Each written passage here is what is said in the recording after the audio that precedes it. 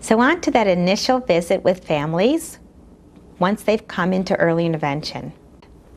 So at this point, we now have a family with their child identified with hearing loss in early intervention, and their communication choice is made. And what will that first visit look like? I always begin by talking with the family about what protocol materials, checklists, or milestone trackers in their choice of communication I will use. I will share a few suggestions of materials with you in each of the communication areas, and the links to all of the documents that I reference will be provided with this module. I then discuss with the family several housekeeping details. First of all, we want to talk about how language is developed in their chosen modality. I always have the family keep a 3-ring binder to keep their copies of the skill development sequence protocols, home programming sheets, and audiological information all together. We discuss amplification needs and what is required for use of the hearing aids or cochlear implants daily. We review the family caregiver responsibilities for success within their communication choice, such as, does the family need to learn sign language to support their choice with their child? How much do they need to sign in their day? What is their responsibility if the child keeps taking off their hearing aid or implant? Then the last thing I do, I always review the family goals and outcomes that were written at the IFSP meeting. At the Center for Services for Children with Hearing Loss is making parents the teachers. It's estimated that children are awake roughly 83 hours per week. If a service provider is in with the family even 1 hour a week, it's just a drop in the bucket. I have 3 levels of coaching stages I follow with all of my families. First, I suggest in the beginning everybody set the stage. Caregiver and coach develop their relationship. That's that conversation in the beginning where you're learning about the child and getting more information about the child from the parent, who is that expert. Then I do a lot of observation. I watch the caregiver and the child and the type of interactions they have together. I do direct teaching. I might provide specific instructions, give handouts, give web resources, verbal, video information, etc. And then the demonstrating. I might narrate what I'm doing while modeling a skill with the child. The next stage is application opportunities and feedback.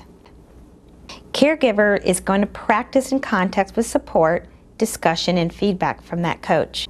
I give guided practice with feedback, and that is when I give a family a strategy and have the family demonstrate that they can do it with the child, and I might give suggestions as they're going along. The next stage from that is when the child is working on a strategy with the parent, I step back, observe, and let the family do it all on their own. And then at the end, if they have questions, I can fill in. And then we have joint interaction, which is probably my favorite part of working with a child with hearing loss. That's when the parent and the therapist engage in modeling and talking and trying to pull the child into their fun and activity. That last step is mastery, and that's when you see when the caregiver is able to generalize strategies across various settings and that they can do a lot of problem solving. Now that we have a child identified and in early intervention, let's talk about how this is going to look for service providers. For the families that have chosen ASL, or that 1/2 of the bimodal bilingual, a few things to remember. If you are not fluent in sign language, it would be best practices to have a sign language interpreter with you during each session. Remember, the family is looking to the early intervention provider to bring their expertise in how to read beginning communicative attempts, vocabulary development, expressive and receptive communication, as well as play and cognitive skills. This is still the skill set we need you to bring and to coach the parents. It is also imperative that parents learn sign language outside of early intervention sessions, as well as reaching out to deaf community resources. This will enable the family to increase language exposure opportunities. When the family is sent their Virginia resource guide after their diagnosis of hearing loss, a Virginia ASL resource pamphlet is sent along with it that has a wealth of information for families in respect to ASL classes and community resources. And a few things to remember before starting. I frequently ask ASL interpreters and other teachers of the deaf and hard of hearing what are some of the tips that they can share that are helpful in serving children that are beginning to sign. Some of the examples they state: accept approximations of a sign. Many signs are difficult for little hands. The child doesn't have to be looking directly at the communicator. Signs are able to be seen peripherally many times. Some children may have some auditory abilities and will look to the signer for support when they didn't understand something. Encourage the family and other people to organize the environment to maximize visual potential of the child. For example, the room should be well lit. The background should not be too graphic. The seating is an appropriate proximity to the child. And then there are plenty of meaningful conversational exchanges appropriate to the child's developmental level. Another helpful tool is using videotaping. Videotaping the interpreter can assist with learning new signs later, and the parents can videotape themselves playing with the child, and they may even see some sign approximations by the child that they may have missed. In those early visits, I remind families that signing babies babble with their hands. For families that choose ASL with their deaf child, research indicates that the child will begin to demonstrate a manual babble before 10 months of age, the same age hearing children begin stringing together sounds into word-like units. Hand motions are rhythmic and repetitive and systematic and deliberate. Deaf babies babble with their hands in a manner that has all the basic elements of vocal babbling. And just as hearing babies experiment with a few key noises like da da da da or ba ba ba ba, deaf infants use several motions over and over in a systematic and repetitive manner. The gestures of the deaf children do not have real meaning, any more than babble noises have meaning. These movements become signs as the child grows and learns. In the same way, strings of babble become words for hearing children. Hand babbling reinforces the need for any parent that chooses ASL for their child to sign consistently with their child and always in their presence from the very early beginning.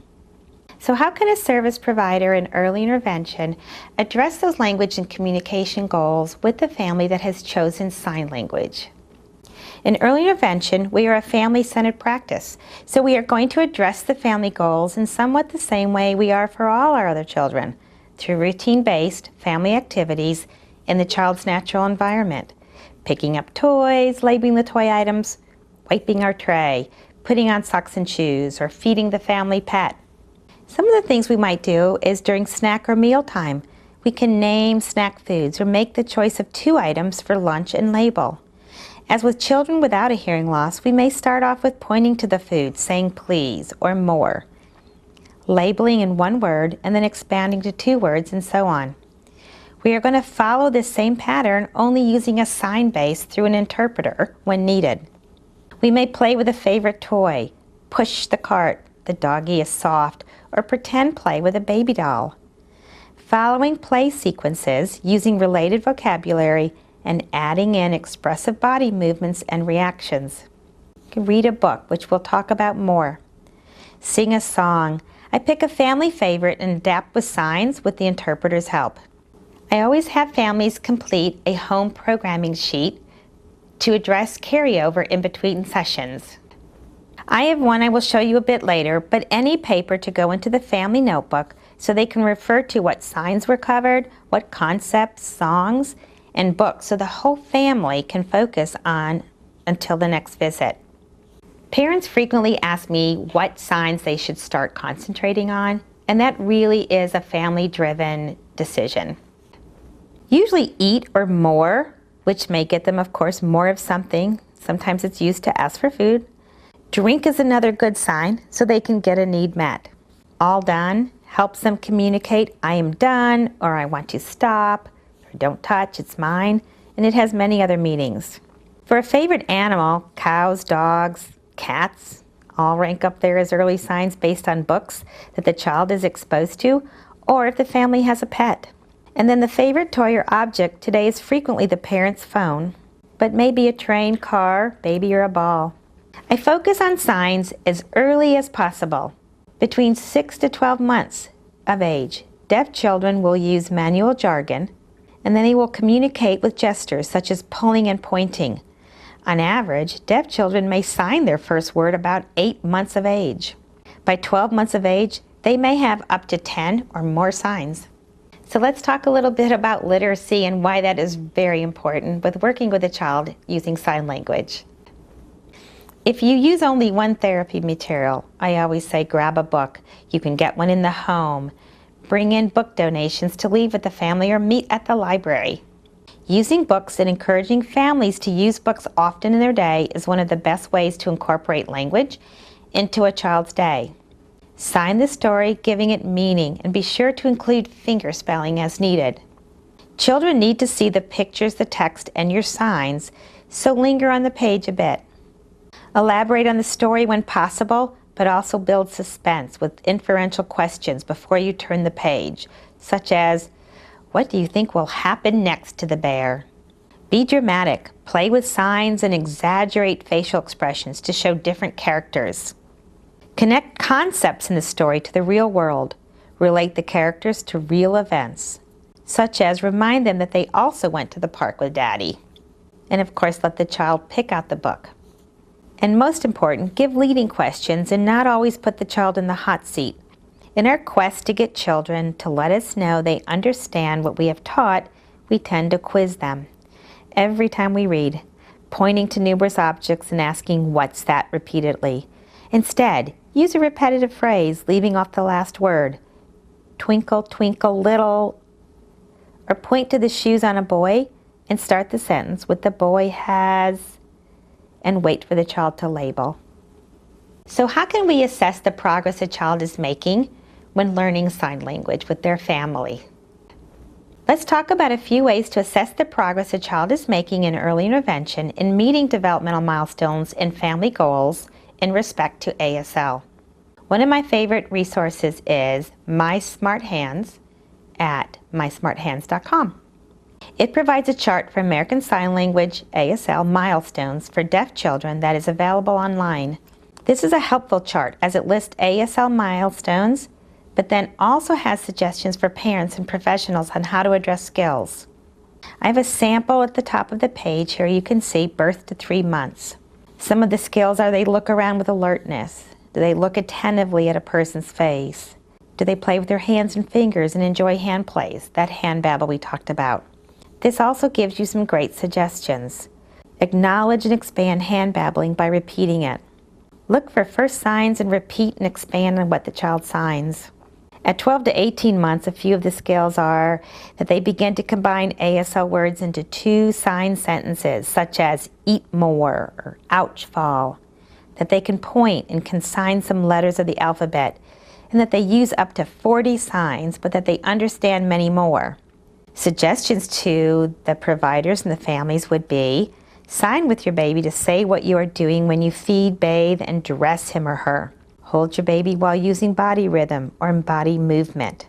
This is also a great resource for even writing goals and outcomes with the families at the ASP. Another great tool to assess ASL progress is the Visual Communication and Sign Language Checklist. This is a standardized, comprehensive checklist used to assist in tracking a young child's sign language development from birth to 5. This resource is ordered through the above website, and there is a fee for this product.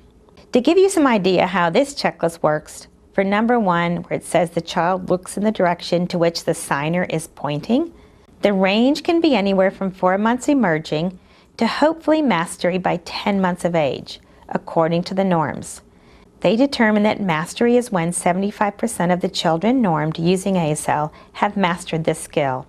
Most items have ranges of 3 to 5 months between the 25th percentile and the 75th percentiles.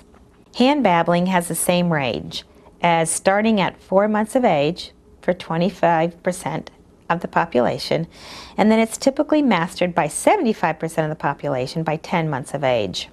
If you see joint referencing down the list a little bit there, it has a range of emerging at 5 months of age to mastery again, typically at 10 months of age, by that 75% of the population that was normed. Here's another quick reference to the ASL stages of development. This is a quick reference for families to use with their child as it gives a broad skill set up to 5 years of age. The nice piece about this chart that I like is that it's for early intervention providers. The first 2 columns are covered birth to 3. Again, if the family or the professional needs help with goals for the family during the ASP, this is another resource for families to look back at progress or use as a guide for their next goals. It's great. Your buckle is great. What's good? What's good? All done eating? Yeah. Do you want to spell your name? What's this? D. What's this? D. What's this? A. What's this? O. E. E. O. Dylan. D-Y-L-A-N. I heard that. U. M. What does that spell? What does that spell? D. Dylan. Come. Dylan, can you say, oh dear? O. D. A. D. Oh dear. A. D. Oh dear. What's your name? A. D. O. D. O. D. What's your name? D. Dylan. Hi, Dylan. What's your name?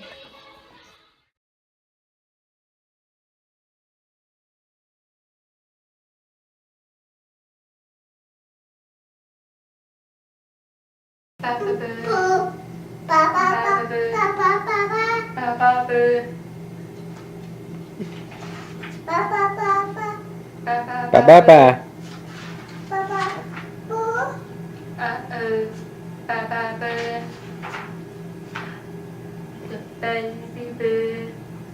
Ba. Bye, baby. Uh-oh. Uh-oh. Broke.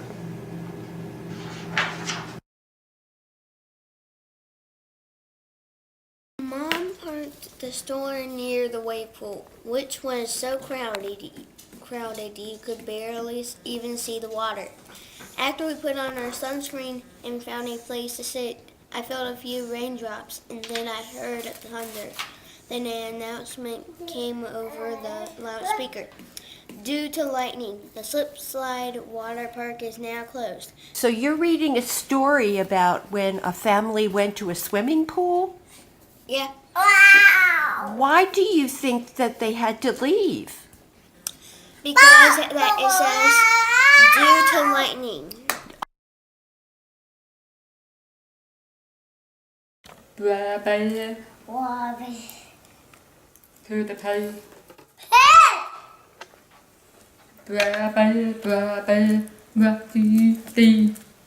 To the pay.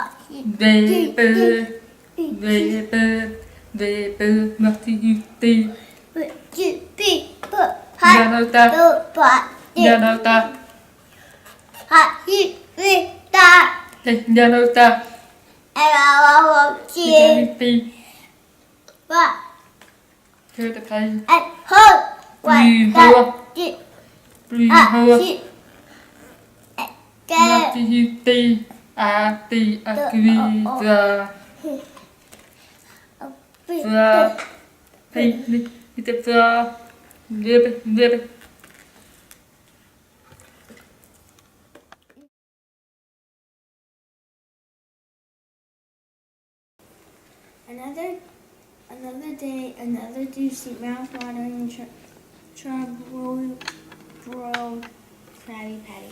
Normally such a sight would make SpongeBob SquarePants being fried. Today all you could do was sigh as he gazed out at the same old patties cooking on top of the same greasy old grill.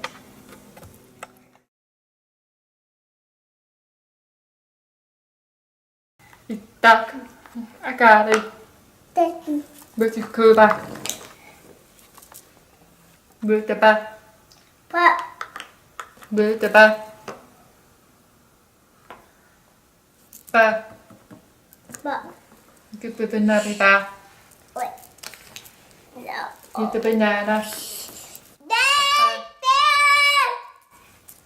With the badger. With the badger. No, not here. Not here. With the badger. Yeah. Cued speech or cued language.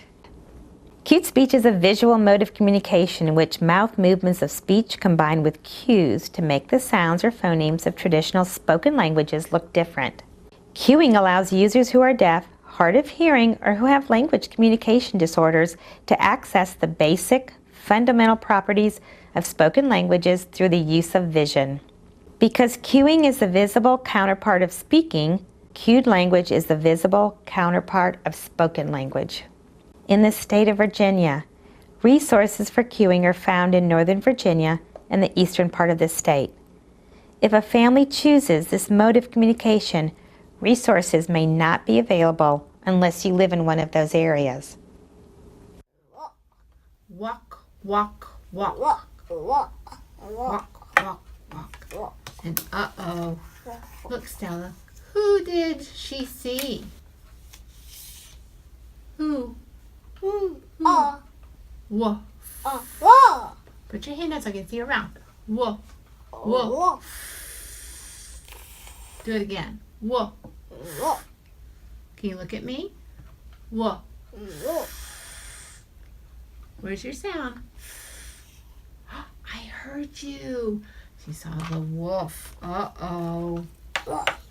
Oh. What's he want to do? Look. Does he want to eat? Eat. Uh-oh. What should she tell him? Tell him no. No. Tell him go. Go. Go away. Uh-oh. So off he runs. Whose house? It is Granny. Granny. Uh-oh. Who came? Whoa. Do it all again. Whoa. Whoa. What did the wolf do? Did he eat? Did he eat Granny? Uh-oh. Poor Granny went away. Then who came? Is that Red Riding Hood? Uh-oh. Uh-oh. What did the wolf do? Eat. That's right. Tell her again. Eat. Remember our sound? Eat. Uh-oh. Poor Granny.